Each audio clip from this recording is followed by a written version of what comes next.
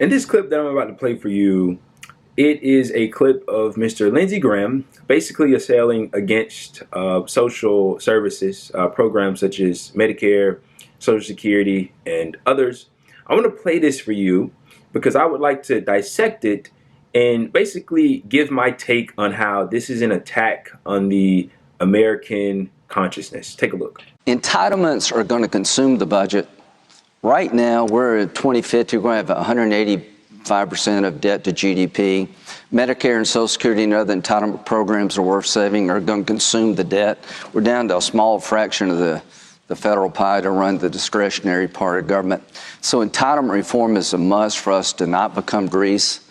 Wow, that was pretty incredible there.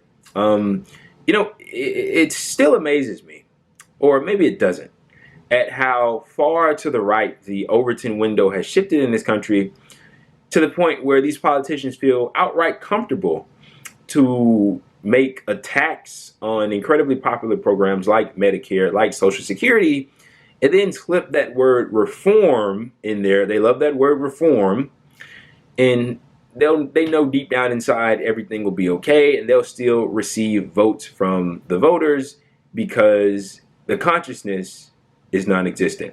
So what I'm not going to do in this video, and also what I hope you wouldn't expect me to do, is explain to you that Lindsey Graham is a bad person because he doesn't support Medicare and Social Security. These are things that we know. These are things that don't need to be discussed. These are things that are pretty worthless to speak on. But what isn't worthless to speak on is how this language aids in the deterioration, I feel, of the class consciousness of the average American. So what I want to do, as I typically like to do on this channel, because I believe it's incredibly important, is take a look at the vocabulary. Now, it's important to note that the vocabulary here used by Mr. Graham is more or less non-existent, but we'll work with what we have. So first and foremost, things like Medicare, Medicaid, Social Security, things that you heard in that little video clip that I just played, he refers to as entitlements. So these aren't programs that any civil society should give to their populace. No, you don't need health care. No, you don't need a Social Security. You haven't earned it, even though there's money that's taken out of your paycheck every other week or month or whatever you're paid, and then when you retire, you get to reap the benefits of it. No. You didn't earn that. That is an entitlement, yes. And it shouldn't be funded because it consumes the budget and it puts us further into debt. That is what Mr. Graham has to say. Well, I believe it's important to note that, first of all, these are programs, obviously, that they don't want to fund. And they say we don't have the money to fund it.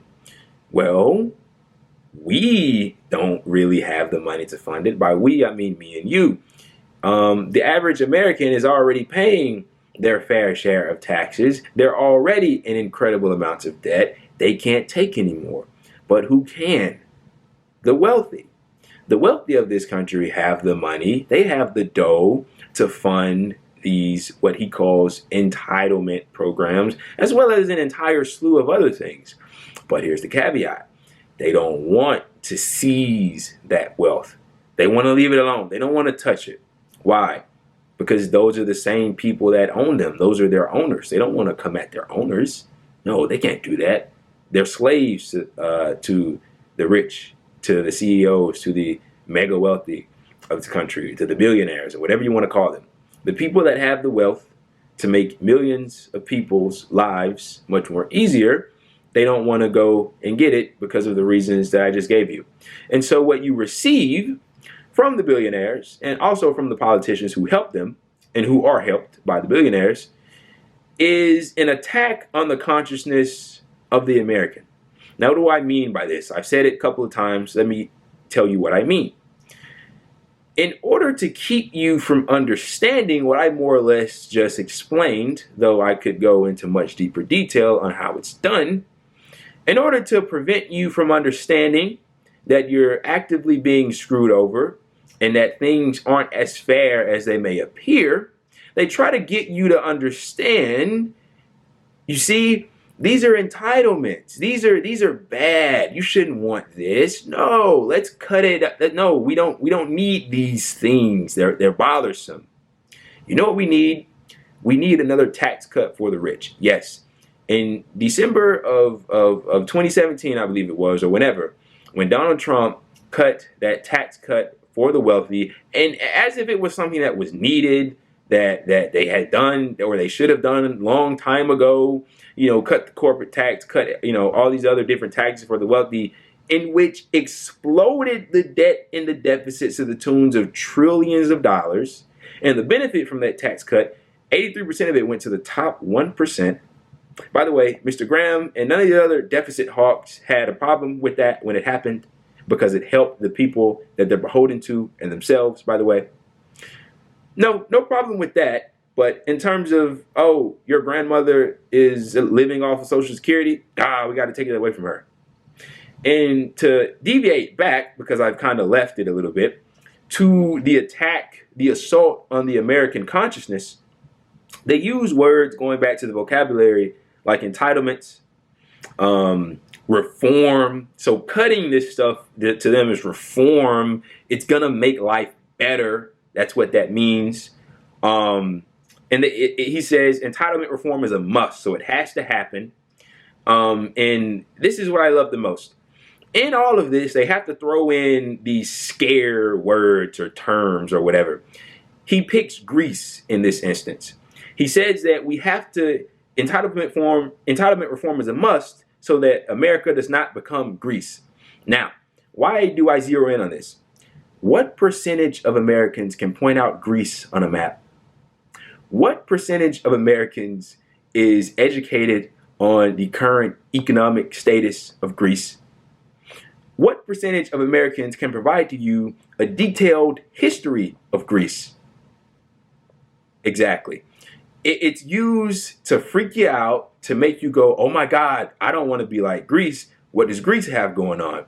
It's this attack on the class consciousness of Americans so that they are led astray and they don't come to the common conclusion, as we all could, that we are in fact in this together and we have much more in common than we do apart.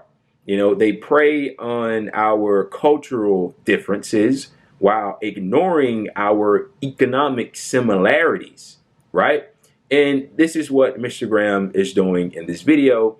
And I just wanted to speak about this because I thought it was important to dissect this and really show you, almost dare I say, brilliance of it all. Because they've done a good job in, of course, these programs remain incredibly popular even today, but they have done a decent job in their propaganda efforts to get the American people to go against these things.